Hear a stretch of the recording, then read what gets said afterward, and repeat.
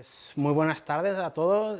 Muchas gracias por la invitación para dar esta conferencia, ¿no?, en el marco del Máster de Estudis Territorials i Població. Como decía Miquel, yo soy investigador en el Instituto de Estudios Metropolitanos de Barcelona. El Instituto de Estudios Metropolitanos es una especie de think tank del área metropolitana de Barcelona, de la administración. Sabéis que el área metropolitana de Barcelona es el único área metropolitana de España que tiene una administración propia y un gobierno metropolitano, ¿no? El instituto cuelga orgánicamente de esta administración y somos un instituto de estudios que proveemos de conocimiento al área metropolitana, también a otras administraciones, al Ayuntamiento de Barcelona también y a otras. Bueno, antiguamente también se había trabajado mucho con la Diputación, en fin, otras administraciones, sobre procesos y dinámicas territoriales, ¿no? Como decía Miquel, se trabaja en temas de sostenibilidad, de economía, de cohesión social, y en fin, entonces yo trabajo en el área de cohesión social y urbana, ¿no?, que llevamos en los últimos años pues haciendo o analizando intensamente cómo ha sido el impacto de la crisis en el área metropolitana de Barcelona y cómo se está configurando actualmente en el escenario post-crisis, pues las dinámicas sociales y socioterritoriales, es decir, cómo está evolucionando temas de desigualdad social, pobreza y también pues dinámicas de segregación, de vulnerabilidad urbana, etcétera, ¿no?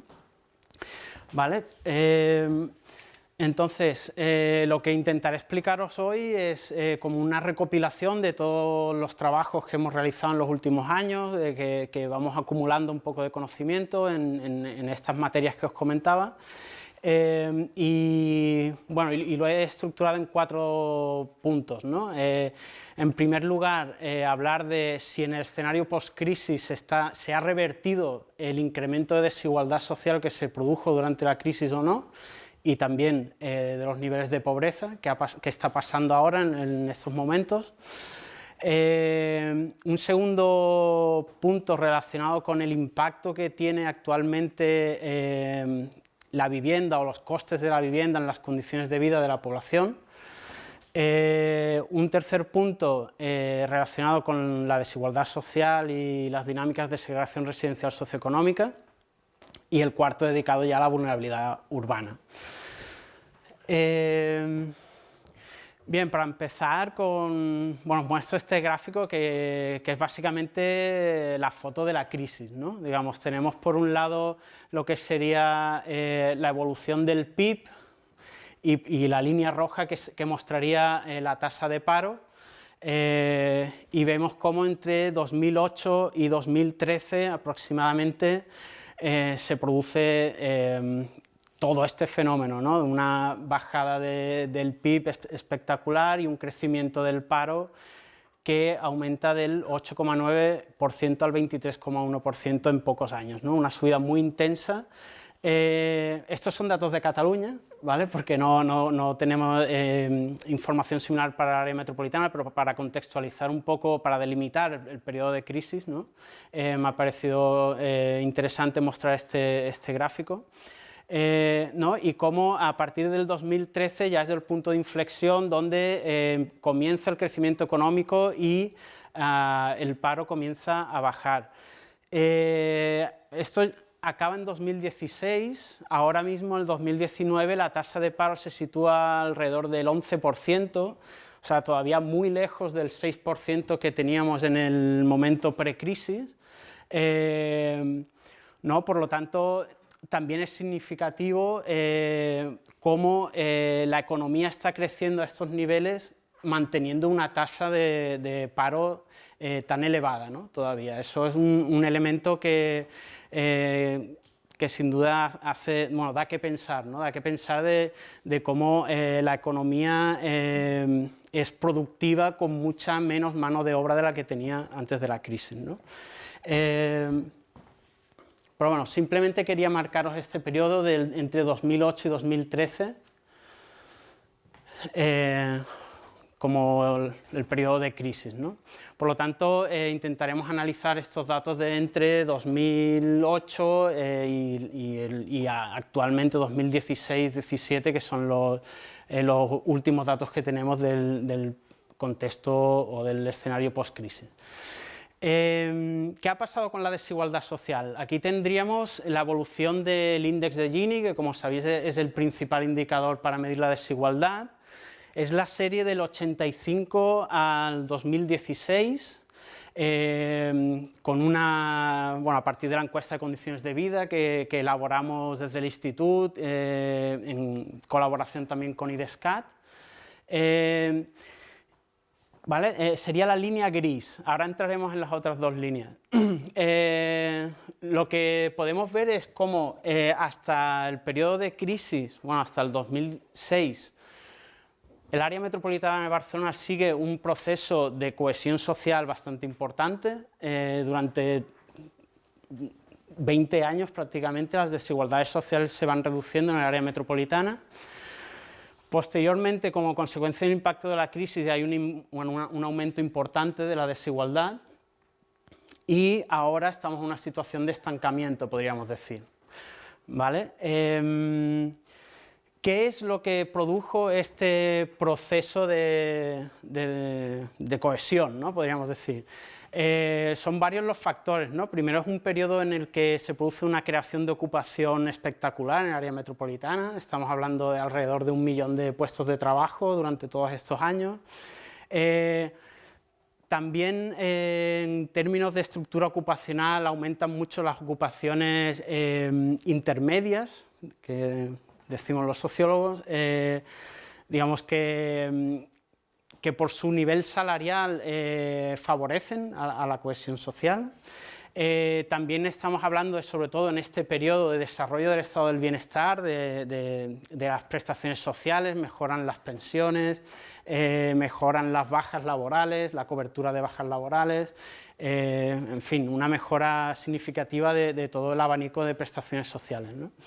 Y también un elemento importante que es la inserción de la mujer al mercado de trabajo, que aumenta sobre todo en los años 90 y que lo que hace es generar cada vez más hogares de dobles ingresos que favorecen a la cohesión social. ¿De acuerdo? A partir del 2008 entramos en una espiral de destrucción de ocupación masiva y además, el estado del bienestar o digamos, el sistema de protección social colapsa, digamos, por la duración de la crisis. Como sabéis, la prestación de paro solo se da como máximo durante 2 años a nivel contributivo. Posteriormente ya entras te dan el subsidio de paro, ¿no? Entonces puedes pasar de cobrar unos 1000 y pico euros, ¿no? De media hablo, a 430, digamos, ¿no? Entonces la caída de ingresos a partir de los 2 años es bastante importante y además la desocupación se produce de manera acentuada entre miembros del mismo hogar. Tiene un impacto muy importante en los hogares, es decir, ahí se incrementan mucho los hogares sin ningún miembro activo ocupado, digamos, ¿vale? Hogares con, digamos, paro en los hogares muy elevado.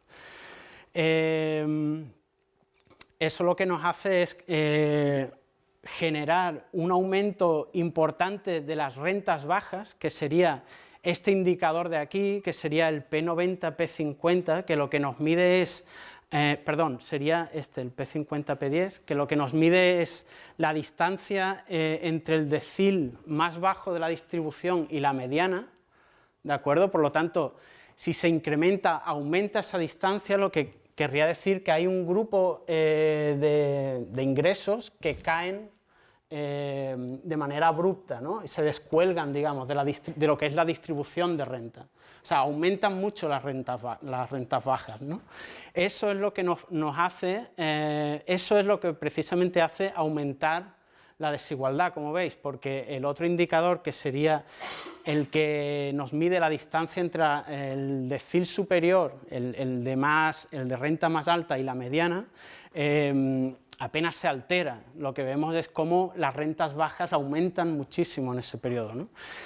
Por lo tanto, esa es la relación que hay también, la estrecha relación que hay entre la pobreza y la desigualdad en este país, ¿no? También que muchos expertos, economistas hablan de que es una relación histórica y estructural, ¿no? Que siempre que aumenta la desigualdad es porque aumenta la pobreza. Eso no necesariamente tiene que ser así, pero en España es así, ¿no? ¿Vale? Por lo tanto, periodo de crisis, lo que tenemos es un descuelgue de rentas bajas, aumento de la desigualdad, y ahora, como vemos, con la recuperación económica han disminuido lo que sería la distancia entre las rentas bajas y la mediana. Digamos, los estratos bajos de rentas se están recuperando porque han recuperado empleo, un segmento importante de la población, por lo tanto aumentan sus ingresos, pero no lo suficiente para disminuir la desigualdad, ¿vale? Lo que tenemos es un estancamiento de los niveles de desigualdad, que se explicaría pues, por el incremento de la precariedad laboral y de la baja calidad del empleo que se está creando, y también teniendo en cuenta que todavía el nivel de paro es bastante elevado, como os decía, es casi el doble del que teníamos en el momento precrisis, ¿eh? Por lo tanto, estancamiento de la desigualdad. Otro elemento importante en términos territoriales en el área metropolitana es que lo que se está produciendo, lo que se ha producido sobre todo en el periodo post-crisis, es que están aumentando las desigualdades centro-periferia. Aquí tendríamos Barcelona sería el punto azul, el punto rojo sería la primera corona metropolitana, el gris el total del área metropolitana. Y esto sería la tasa de riesgo de pobreza, ¿vale? El porcentaje de pobres que hay en cada territorio. Como veis, hasta el 2006, la cantidad de pobres que había en la primera corona metropolitana, es decir, en la periferia de Barcelona, era mucho más elevada que los que teníamos en la ciudad central, ¿vale? A partir del 2000, o en este periodo 2006-2011, esta desigualdad, ¿no?, entre el centro y la periferia se atenúa, sobre todo, aunque habría que estudiarlo más profundamente, pero yo creo que hay dos elementos muy importantes, que sería la llegada bastante intensa de población inmigrada, ¿no?, de países de países en vías de desarrollo, etcétera. O sea, una llegada de inmigración muy intensa, sobre todo que impacta ya en este año 2006, empezó a llegar en el 2000, en el 2006 ya se empieza a ver cómo esta población llega y se instala por primera vez en Barcelona y después se va redistribuyendo por el resto del área metropolitana. Pero quizá esta llegada de población migrada tiene que ver con esta atenuación de la desigualdad centro-periferia, y aquí lo que tenemos es un impacto muy transversal, que eso lo veremos más tarde, de lo que es de la crisis, ¿no? Digamos, este aumento de la desigualdad o la pérdida de la ocupación se produce de manera relativamente transversal en lo que es la estructura social, y por lo tanto hace aparecer rentas bajas en todo el territorio metropolitano, ¿de acuerdo? Eso lo veremos más adelante con más claridad, ¿no? Pero bueno, yo creo que habría esos dos fenómenos importantes para explicar esta atenuación de la desigualdad centro-periferia, y cómo en la medida en que comienza la reactivación económica y la población más cualificada que vive predominantemente en la ciudad central tiene más capacidades para subirse al tren de la recuperación económica, digamos, a recuperar su ocupación antes, etcétera, favorece su nivel de ingresos mucho más rápido que la población que todavía queda en la periferia, menos cualificada, y que todavía le cuesta mucho insertarse en el mercado de trabajo, ¿no? Por lo tanto, un poco o sea, citando el artículo que comentaba Miquel que analizamos un poco la suburbanización, la hipótesis era que en Barcelona se estaba produciendo un proceso de suburbanización de la pobreza como consecuencia de las dinámicas de gentrificación en la ciudad central, ¿no? Lo que vemos es que claramente este aumento de la pobreza que vemos en la periferia responde más a un efecto de composición en los residentes, es decir, que en la periferia viven predominantemente un porcentaje mayor de población menos cualificada y que les cuesta mucho más subirse al tren de la recuperación económica, digamos, que la población cualificada que predomina mucho más en la ciudad central, ¿no? Eso no quiere decir que no se estén produciendo desplazamientos de población hacia la periferia, pero, digamos, por los datos que nosotros manejamos, lo que hemos analizado hasta ahora no indica que ese desplazamiento que se puede estar produciendo sea significativo como para explicar este incremento de la desigualdad centro-periferia. De momento, en todo caso, diría que es la pregunta del momento, ¿no? Que todavía no tiene una respuesta demasiado clara, ¿no?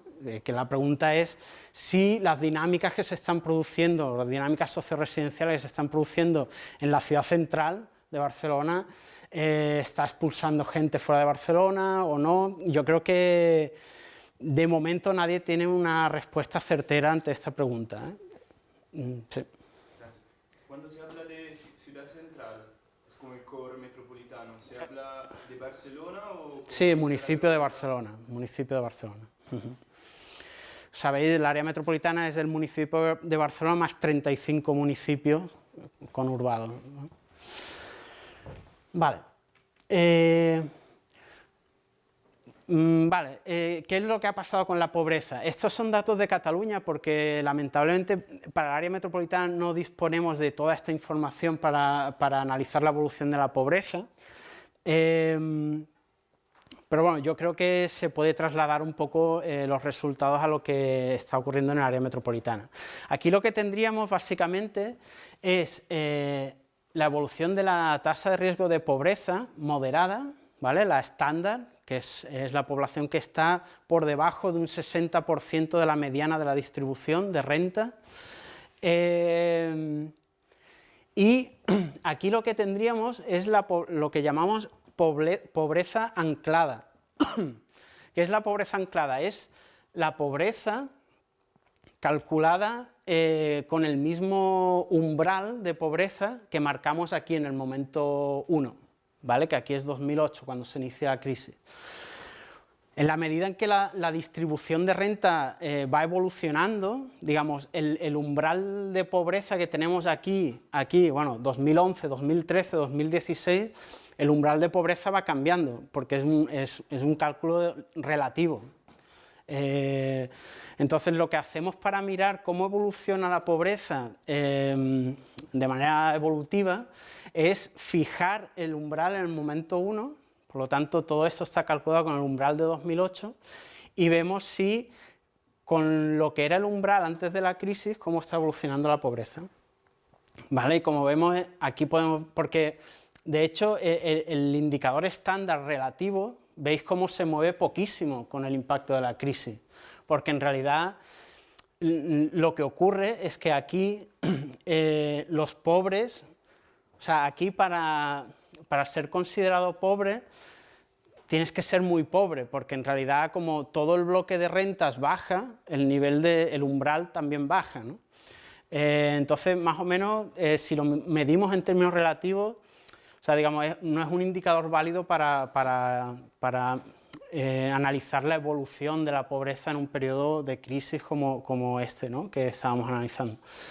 Por lo tanto, manteniendo el umbral en el 2008, sí que vemos cómo la pobreza aumenta muchísimo, ¿no? Hasta el 2013, que era el punto de inflexión que hablábamos antes, de final de crisis, y cómo ha empezado a disminuir, pero se sitúa todavía bastante por encima de de lo que era el dato en 2008, ¿no? También ocurre de manera algo similar, aunque con menos intensidad, con la pobreza más severa, pero quizás es la que tiene más importancia, porque son las situaciones de pobreza más severa, ¿no? Esto está calculado, sería el 30% de la distribución, serían la población que cobra, pues eso, subsidios o sea, unas rentas bajísimas. Serían como menos de 8.000 euros anuales, ¿no? Hogares con menos de 8.000 euros anuales. Aquí estaríamos hablando de unos 10.300 anuales, aproximadamente. Vale, pues bueno, como vemos, también aquí el efecto es que no se reduce en el momento, en el escenario post-crisis, ¿no? Ya en los años de recuperación económica se continúa manteniendo al mismo nivel y no se reduce como la pobreza más moderada. Sin duda, esta es la población que todavía no se ha podido reincorporar al mercado de trabajo, que continúa recibiendo subsidios o ayudas de urgencia social en los ayuntamientos, etcétera, ¿vale? O sea, estamos hablando de que hay todavía población que no se ha podido sumar, ¿no?, a la recuperación económica.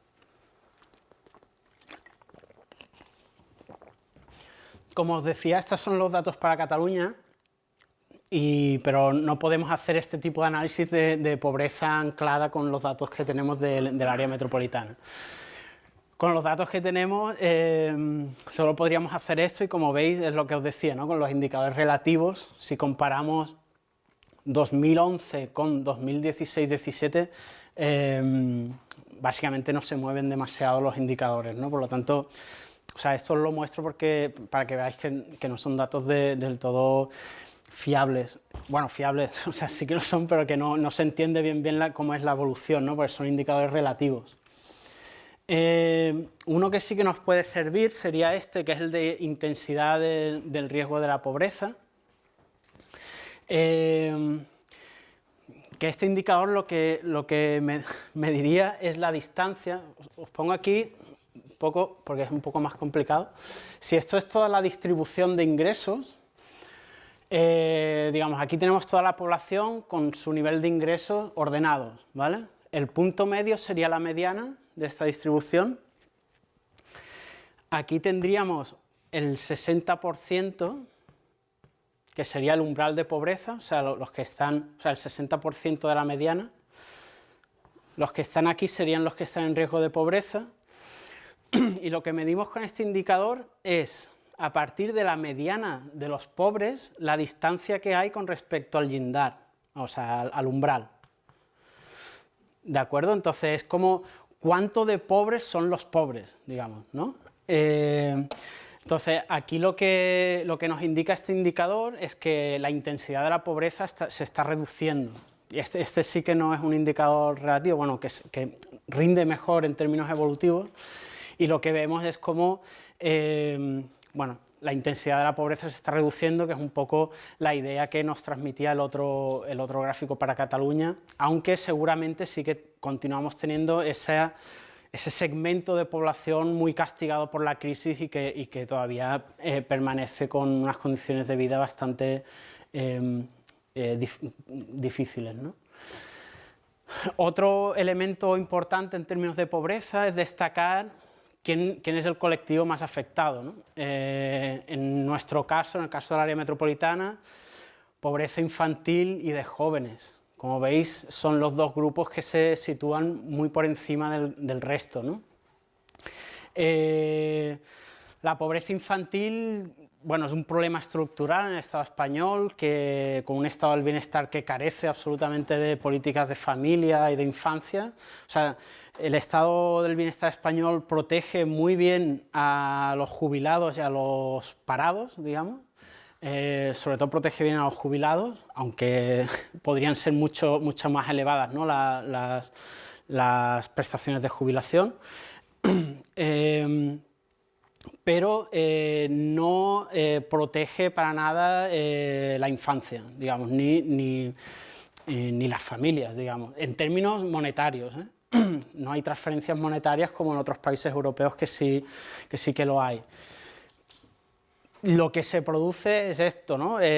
Claro, aumentar el número de miembros de una familia dependientes, o sea, que no producen ingresos, digamos, en España es un factor de riesgo de pobreza, ¿no? Digamos, como realmente las familias tienen que distribuir más los ingresos entre más personas de su propio hogar, pues eso es lo que, bueno, uno de los factores que explica bueno, este problema de pobreza infantil que hay en España, ¿no? Como os decía, un problema estructural. El Ayuntamiento de Barcelona, creo que en el 2015 empezó a implementar lo que se llama Fons Zero-Setze, que es como Fondo 016, que es para una ayuda de 100 euros al mes para cada menor de 16 años que vive en una familia vulnerable, ¿vale? Y esto es una de las primeras políticas de transferencia monetaria, digamos, en términos de infancia y familia, ¿no? Con lo que os decía, ¿sí? ¿Esa transferencia llega directamente a quien está destinado o tiene que pasar por el jefe o la jefa? Sí, no sabría decírtelo exactamente, pero yo diría que la asignación es para el menor, pero lo que pasa es que como tampoco tienen capacidad para gestionar si no son mayores de edad, etcétera, pero el titular es el menor, es decir, que lo recibe, si hay dos menores reciben 100 euros cada uno, o sea... Porque una cosa es que, claro, sean los titulares, pero quien administra el dinero Sí. y para qué vaya destinado es otra cosa. Claro, claro. Sí, ahí no te podría contestar, pero lo que sí que sabemos por análisis que hemos hecho es que bueno, realmente es una ayuda que, claro, no es mucho, o sea, no puede acabar con la pobreza, pero sí que reduce su intensidad, digamos. Y vemos como en Barcelona, pues, por ejemplo, la intensidad de pobreza infantil es menor que en Cataluña, por ejemplo, ¿no? En este dato no, pero en unos análisis que hemos hecho se ve. Y después los jóvenes, ¿no? Jóvenes que, bueno, ya sabéis, empleos muy precarios y que en la medida, bueno, cuando se emancipan es como un factor de riesgo altísimo, ¿no? Para caer en riesgo de pobreza. Y así tenemos la situación, ¿no? Vale, vivienda. No estoy mirando el tiempo. ¿Cómo vamos? Son las 7:20. Vale. Bueno, vale. Pues vivienda. Voy un poco más rápido. Lo que tenemos con vivienda es esto, que es un factor de aumento de las desigualdades, ¿no? Esto sería el índice de Gini antes y después de los gastos de la vivienda. Es decir, el primero lo calculamos con la renta tal cual de las familias y el segundo le restamos a los ingresos de las familias lo que pagan por vivienda, ¿no?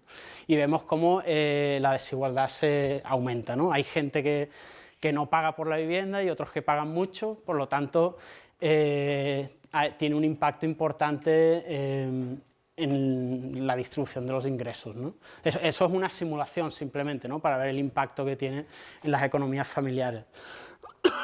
¿Quiénes son los más perjudicados? De nuevo los jóvenes, ¿no? Son los que más pagan por la vivienda, mientras que los segmentos de población de edad más avanzada, pues seguramente bueno, ya han dejado de pagar la hipoteca, son propietarios de la vivienda, por lo tanto tienen... bueno, destinan menos ingresos al pago de la vivienda. Otro de los más afectados pues son los más pobres, ¿no? Estos serían los quintiles de renta. Tenemos la distribución que os comentaba antes. Si dividimos la distribución en 5 partes, los que quedan con ingresos más bajos, que sería el primer quintil, destinan prácticamente de media un 50% de los ingresos al pago de la vivienda en el área metropolitana. Y así, bueno, conforme van subiendo el nivel de ingresos, pues se va disminuyendo, ¿no? Por lo tanto, pobres y jóvenes son los más perjudicados por la cuestión de la vivienda. Esta sería la tasa de sobrecarga de costes de la vivienda, ¿vale? Es decir, es el porcentaje de población que destina más del 40% de sus ingresos a vivienda, ¿no? A cubrir los gastos de la vivienda, que los gastos de la vivienda incluyen lo que sería el recibo del alquiler o el de la hipoteca, también los gastos de basura, impuestos, seguros, ¿vale? O sea, todos servicios también, o sea, el gas, agua, etcétera, todos los servicios. Bueno, como veis, esto está cruzado, digamos, por el régimen de tenencia. Los que viven de alquiler son los más castigados, ¿no? También son los que tienen menos ingresos. En realidad vivimos en un país o en una metrópolis, digamos, donde quien puede compra, ¿no? Y por lo tanto se supone que tiene un nivel de ingresos más elevado, y los que tienen menos ingresos son los que van más al alquiler, por lo tanto les impacta más el gasto, ¿no? Y más en una evolución del mercado inmobiliario como la que estamos teniendo, ¿no? Como sabéis, los precios se están aumentando muchísimo. Bueno, para dar el dato general, en el área metropolitana no aparece aquí, pero alrededor del 25%, un cuarto de la población destina más del 40% de sus ingresos a la vivienda. Bien, esto lo voy a dejar, bueno, esto lo voy a explicar porque creo que es interesante. Muchas veces cuando analizamos lo que es el impacto de los costes de la vivienda en las economías familiares, nos fijamos en el porcentaje de ingresos que se destinan, ¿no? A los costes, pero no nos fijamos en lo que sería la renta residual, ¿no? Claro, no es lo mismo para un tipo que tiene una renta anual de 60.000 euros destinar el 40% que para una persona que a lo mejor tiene una renta de 10.000 o de 15.000, porque la renta residual que le queda para vivir es mucho menor que la que le queda al otro, ¿no? Entonces, con este análisis intentamos analizar eso, ¿no? La línea azul, bueno, es la relación entre lo que sería el porcentaje que se destina a los gastos de la vivienda de manera objetiva y la sensación objetiva de tener, o sea, de cuando la gente cree que está destinando una cantidad feixuga, ¿no? Se dice en catalán, pesada, ¿no? Subjetivamente ya la persona lo siente así, ¿no? La línea azul serían los ingresos bajos, 7.800 euros anuales, la roja serían intermedios y la verde los altos, digamos. Esto es un modelo donde se controlan diferentes variables, ¿no? Pero mostramos solo las que nos interesan. Cuando aumenta el porcentaje dedicado al presupuesto familiar y cuando aumenta la probabilidad de sentir la carga pesada, ¿no? Desde el punto de vista subjetivo. Como vemos, para las rentas bajas ya es que es igual, digamos, si aumenta o no, es que siempre les parece una carga pesada. Mientras que entre las rentas intermedias y altas, hasta el 30%, evidentemente conforme va aumentando, las probabilidades de sentir esta carga pesada van aumentando, pero los niveles o sea, hay muchas diferencias, ¿no? En función de los niveles de renta, y es hasta el 30% que ya las diferencias dejan de ser significativas. Cuando ya se solapan los intervalos, ya es que las diferencias entre unos y otros no es significativa. Para dejar de ser significativas las diferencias con las rentas bajas, tiene que llegar a un 50%, bueno, entre un 40 y un 50%, ¿no? Eso es lo que queríamos mostrar con este análisis. Vale, entramos ya en la parte de segregación residencial. Aquí lo que os quería mostrar es un poco el modelo de análisis que nosotros seguimos para estudiar la segregación residencial, ¿no? Habitualmente, o yo creo que es bastante habitual, pensar que, digamos, la causa de la segregación residencial, es decir, que la población con diferentes niveles de renta se agrupe, digamos, en el territorio residencialmente, ¿no? Que se agrupen. Todo el mundo, ¿no?, conoce el proceso. Habitualmente se atribuye al nivel de desigualdad social, es decir, más desigualdad social, más segregación residencial. Cuando en realidad hay investigaciones bastante recientes, de los últimos años, que ponen eso en cuestión. Digamos, sí que es verdad que tendríamos una relación, bueno, digamos, bastante directa, pero después hay otros factores que entran un poco a incidir y a modificar ese efecto, ¿no? Es como un efecto, no sé, es un efecto refractario, digamos, ¿no? Que como cuando entra la luz en el agua, que en realidad entra, pero que depende de los factores que haya, pues se puede modificar un poco o no, ¿no?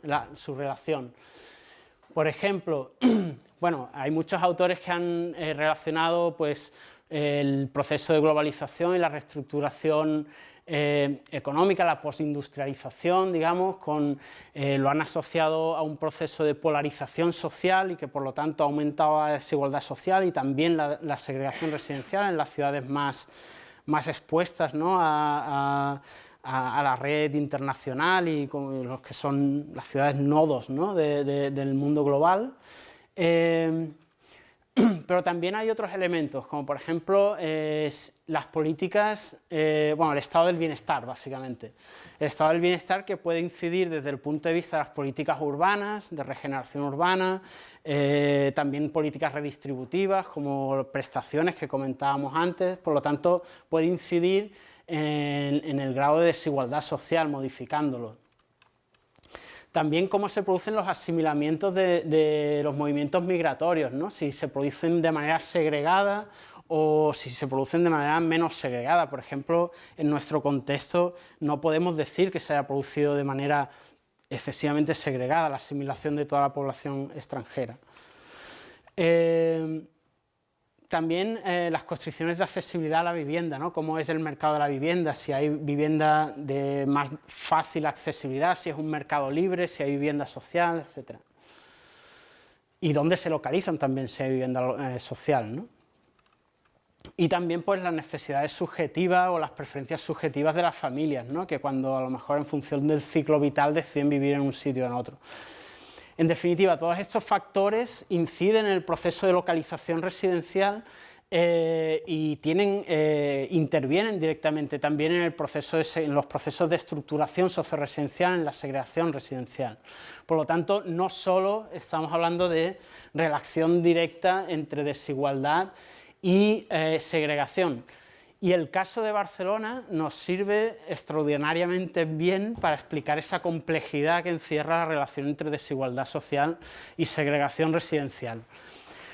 Aquí tendríamos, bien, en este caso los últimos datos que disponemos son hasta el 2011, pero como sabéis, bueno, el INE ha publicado por primera vez datos de ingresos a nivel de escala de sección censal.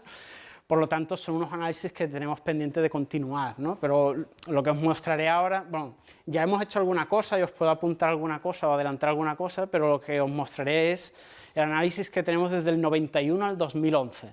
Esto es a partir de una estimación que hicimos de niveles de renta en el territorio, en áreas pequeñas, y estos serían rentas altas, ¿no?, rentas que están por encima del 150% de la mediana de la distribución.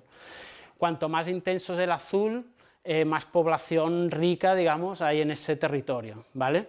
Bueno, no sé si conocéis el territorio metropolitano, esto sería el municipio de Barcelona, lo que es el ensanche, zona alta de Barcelona, y aquí estaría, bueno, el eje... Bueno, Sant Just Desvern y Sant Cugat como una continuación de esta zona alta de Barcelona, digamos, una prolongación, Castelldefels, Begas, también esta parte norte de Badalona, Tiana, Montgat y Bellaterra.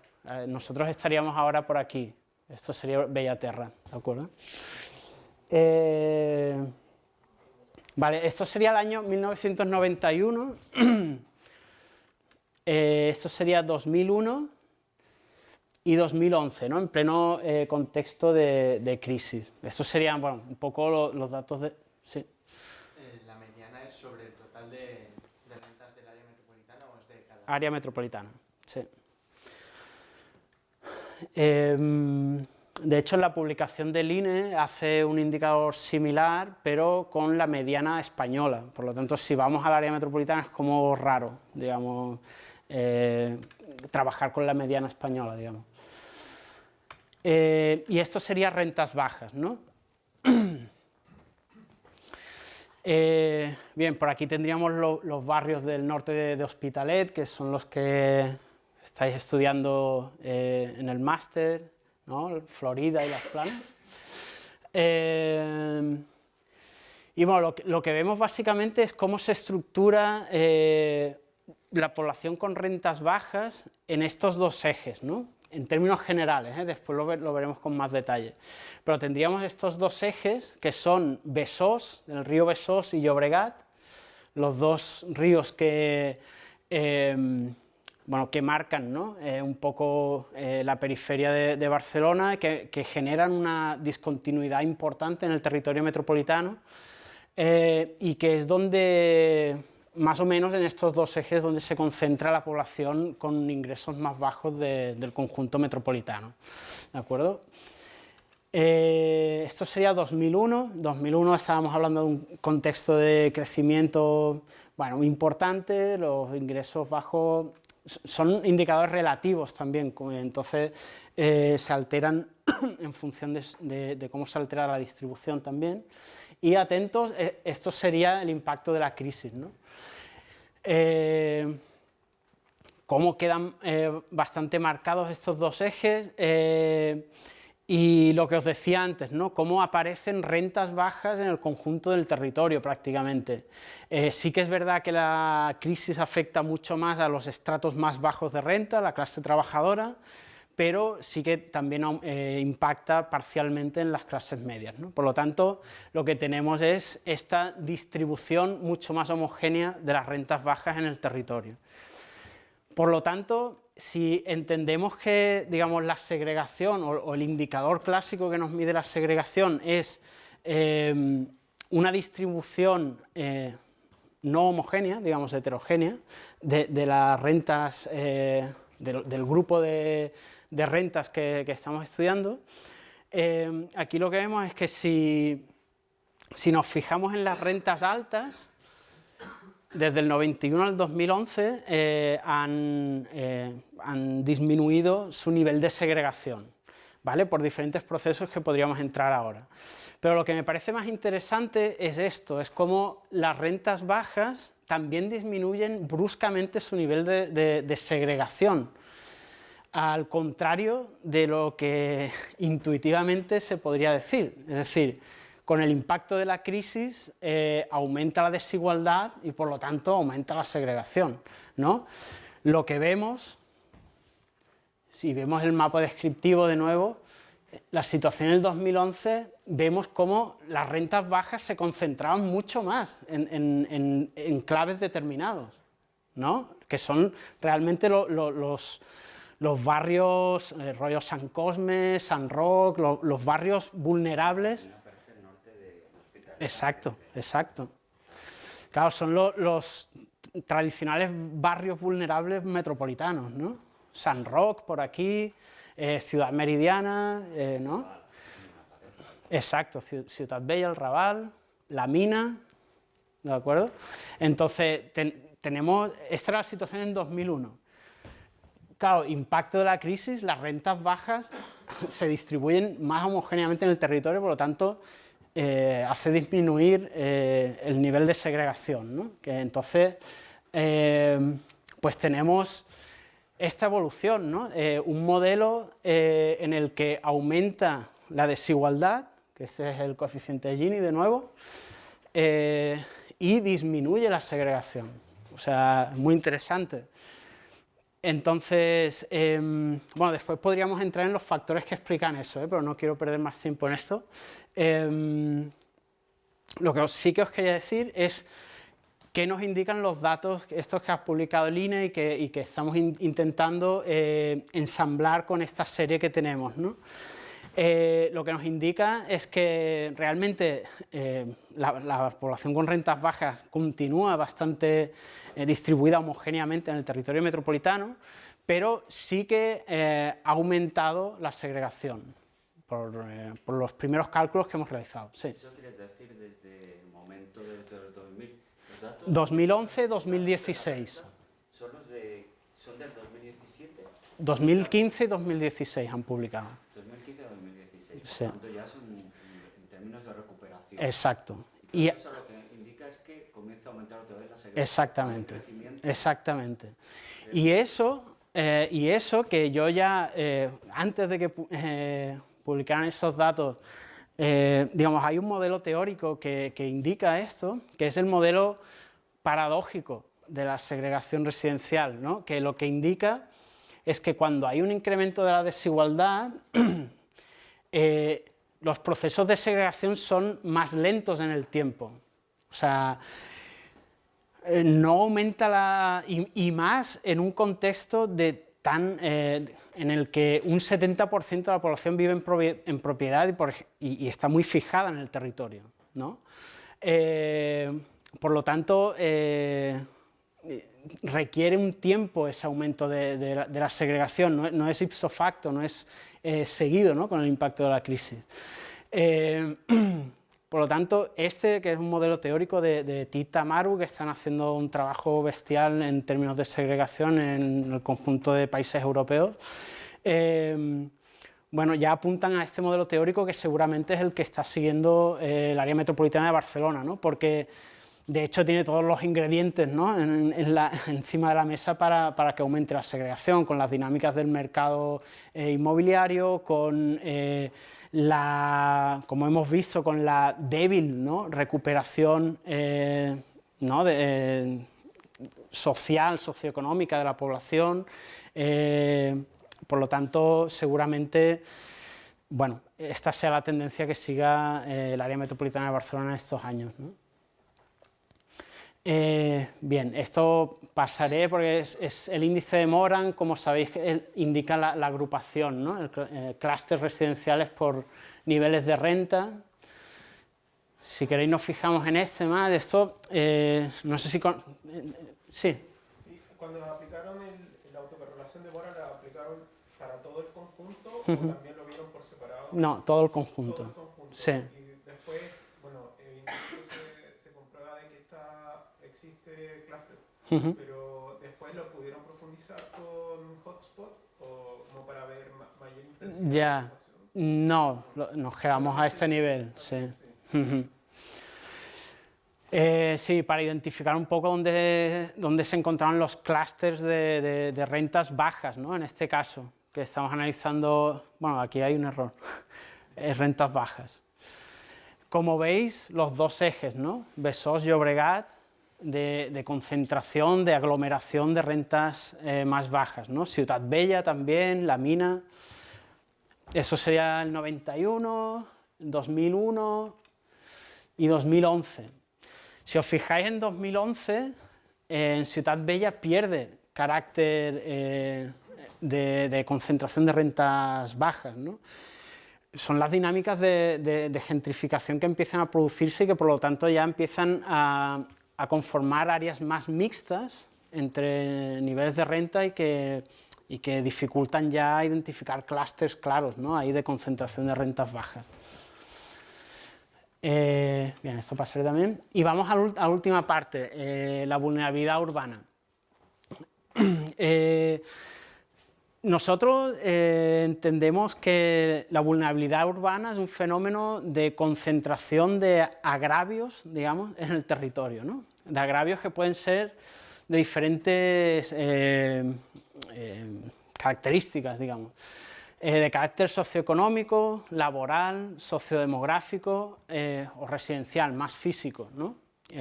Por lo tanto, son fenómenos tanto sociales como físicos, territoriales. ¿Vale? Bueno, desde el instituto creamos este índice de vulnerabilidad urbana, que le llamamos IVU.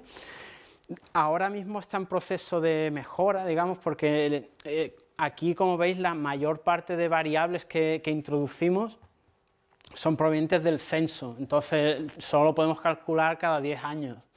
Bueno, como todo esto está cambiando, ahora lo que estamos intentando es recopilar un conjunto de variables o de indicadores similar, pero proveniente de registros administrativos, ¿vale? Para poderlo calcular con una periodicidad anual, ¿vale? Estamos en proceso, a ver si el año que viene ya lo podemos tener. Entonces, aquí lo que vemos es, juntamos, digamos, un análisis multidimensional que en realidad lo que nos mide es la concentración de todas estas problemáticas en el territorio, ¿vale? De pobreza, o sea, rentas bajas, estudios primarios inferiores, paro, ocupación no cualificada, población extranjera de fuera de la Unión Europea, hogares con un único miembro o con todos los miembros de más de 75 años, edificios de mala calidad y viviendas de poca superficie, ¿vale?